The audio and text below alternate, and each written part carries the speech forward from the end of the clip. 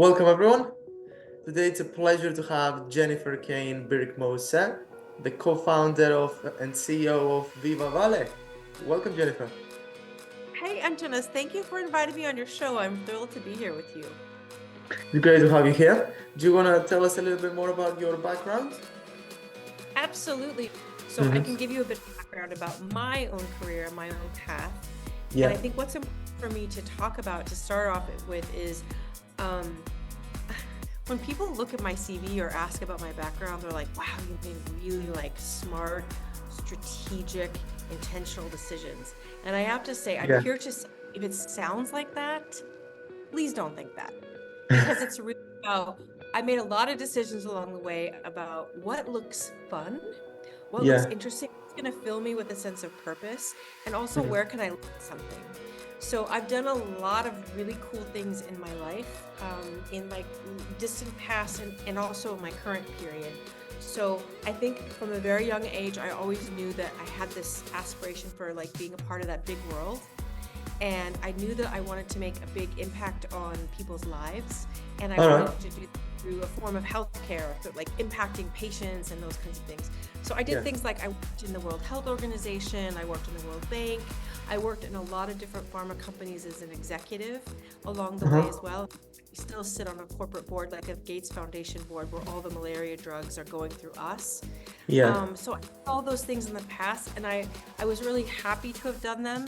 And again, even though they might look like, oh, that was a strategic decision to go into that organization or that organization, really it was all about, I knew that I wanted to have those kinds of impacts. And it was like, oh, something that's going to help me have that impact. That's something I'm going to learn. So I did all of those things in the past. And about 3 years ago, I became an entrepreneur with a dear friend of mine named Miriam Perna. And we co-founded a company called Viva Vale. That is a company that actually just commercially launched in September of 2023. So still very, very new. But it's a tech company, age tech company that serves older adults, like senior citizens who want to live at home independently. So it's really all about how do we deliver the services that they need that are trusted, that allow them to live at home, and they can access that through really easy to use, easy to navigate tech. Why is it easy to use and easy to navigate? Because we co-designed it with the elderly themselves. So that's kind of what I do. And in the mix of all that, I have hobbies that I also love, because I think a lot of people that you're listening or are listening, or your listeners, maybe they have hobbies that they do today that are just fun and things like that.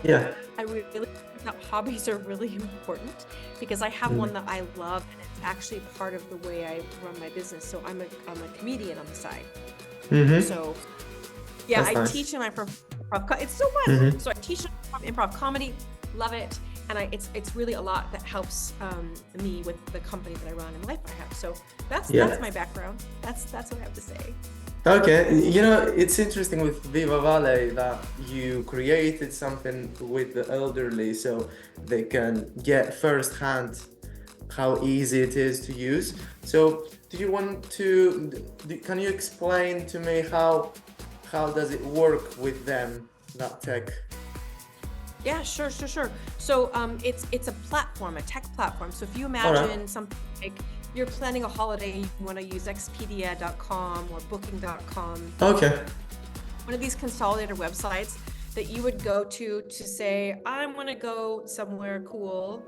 I'm going to go to this place, and I'm going to find all the flights, all of the hotel options, rent a car. So everything's consolidated for you. That's what we're doing for elder care. So things like if you're, maybe not your parent, but maybe if your grandparent or one of your great aunts, aunties, or uncles were ill, and you're living, I think you're from Greece, right? Yeah, correct.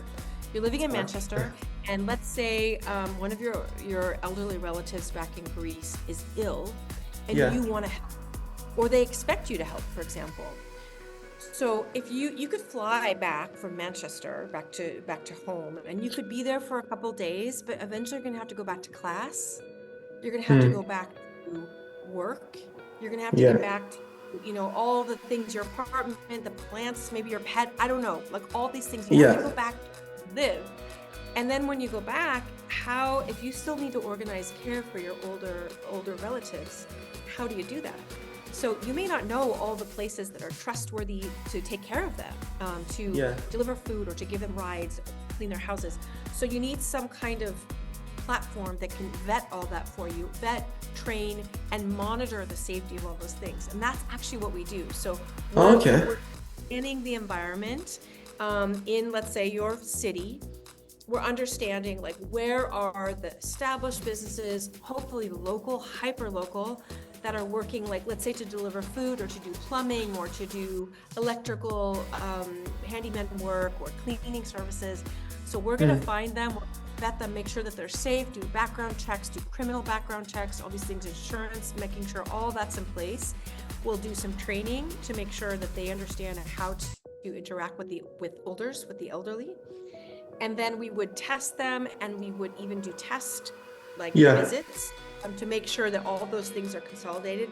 And once they actually are eligible to get on our platform, they're never like interacting with an older without us knowing. So we know through our technology, like, okay, they're leaving their house, they're on their way to the older's house. They've arrived at the older's house. Okay, the service is starting now. Okay, now the service is ending.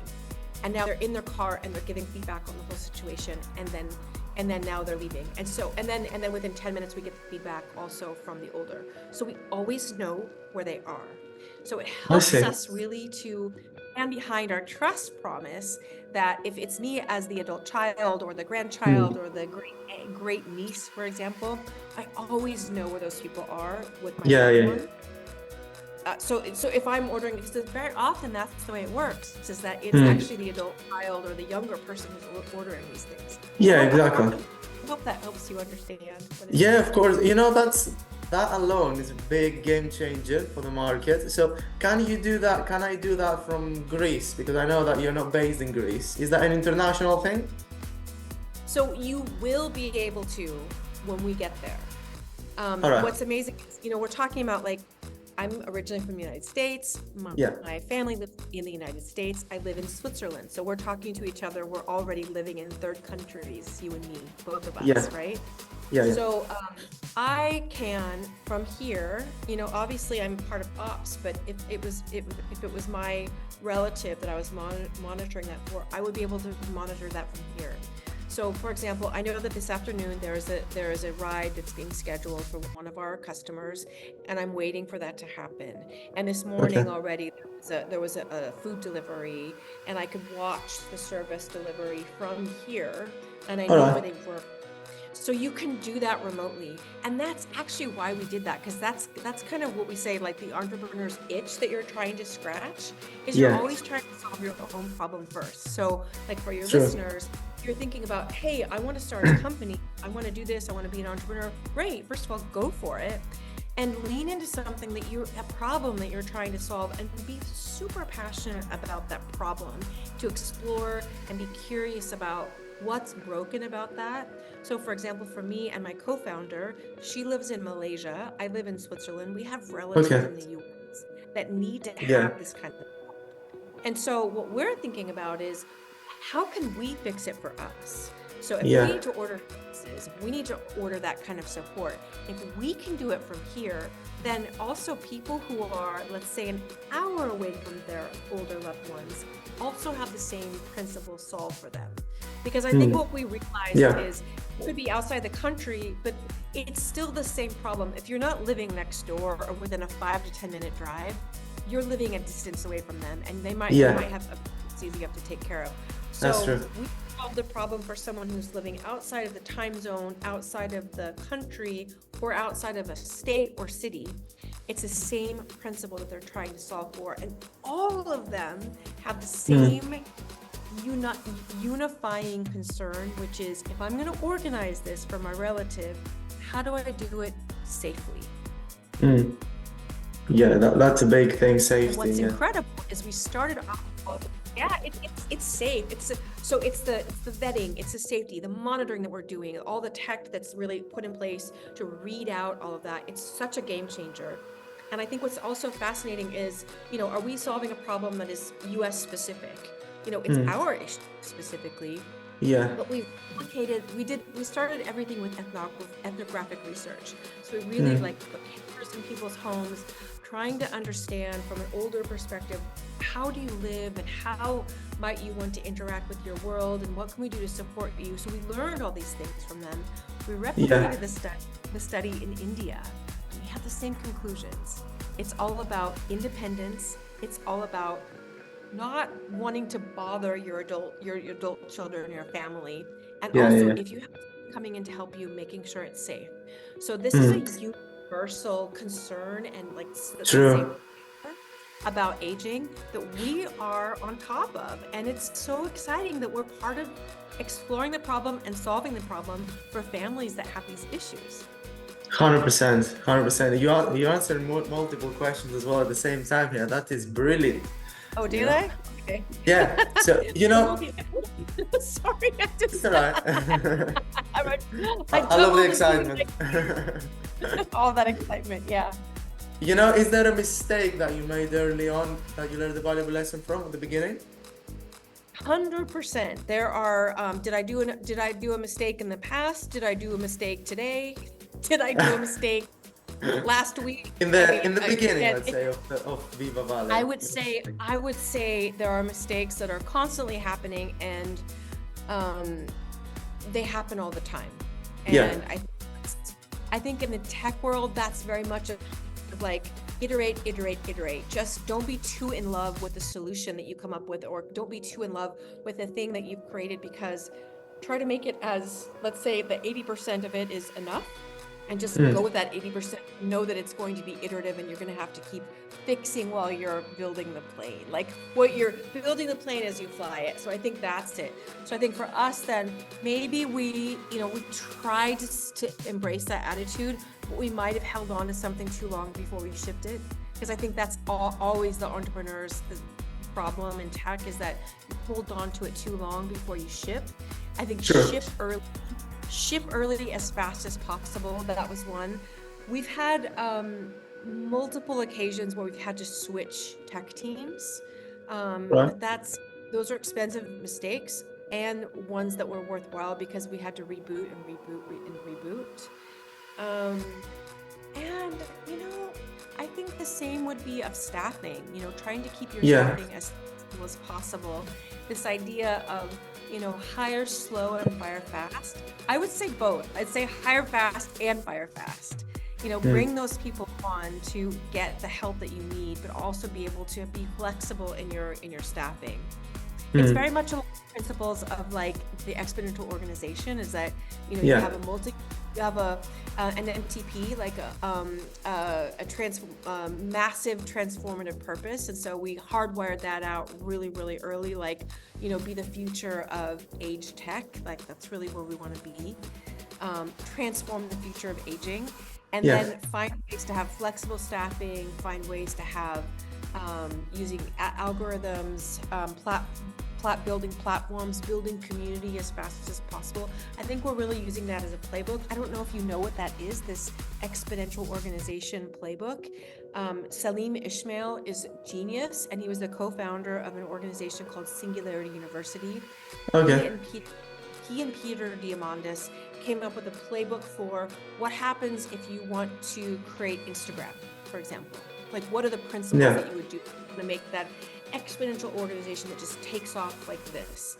So it's public domain, EXO, Salim Ismail. Look that up, and you can find the templates, the platforms, the playbooks for how you do it. What are the different metrics that you need to really be investing in? And we really use that playbook along the way. I think those are some of the big decisions that we made along the way. I see. That's really useful to know. It's really useful information for the industry, and in general, you can apply this information to any industry, really, don't you think? 100%. It's not only tech. I'm really glad you said that, because those principles of massively transformative purpose, the thing that rules them all is, do you have a purpose that is not tied to the how? It's really tied to what it's tied to the belief that you have, and how you do it will change. For example, Google, like one of the famous ones, Google, organize the world's information. Boom. There's no how, but the ambition is there, and that purpose is hard. TED, ideas worth spreading, those kinds of things. So coming up with a really clear idea, not of what you're doing, but like the thing that you want to impact, that's critical, because all of these businesses that take off with that big hockey stick in terms of growth, they all have that in common.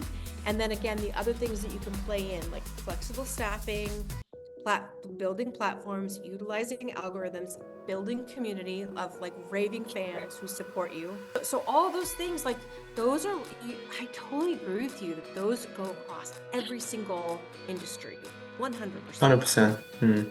I see. All right, let's get into the bonus section. There I'll say a word or a phrase, and you must reply with the first thought that comes to your mind. One word if possible. I love this. As an improviser, this is my jam. Let's go, Antonis. Oh, ready? Brilliant. Right. Business owner. Me. Good. Startup business. Tricky. Family and entrepreneurship. Beloved. Business strategy. Important. And partnership building. Essential. In startup business, you said tricky, right? Why do you think that's tricky? Why not later on in the business journey, but the beginning? So startup business tricky, and here's why. The evidence behind that is that 98% of startups fail. And often it depends on where you are in that continuum, right?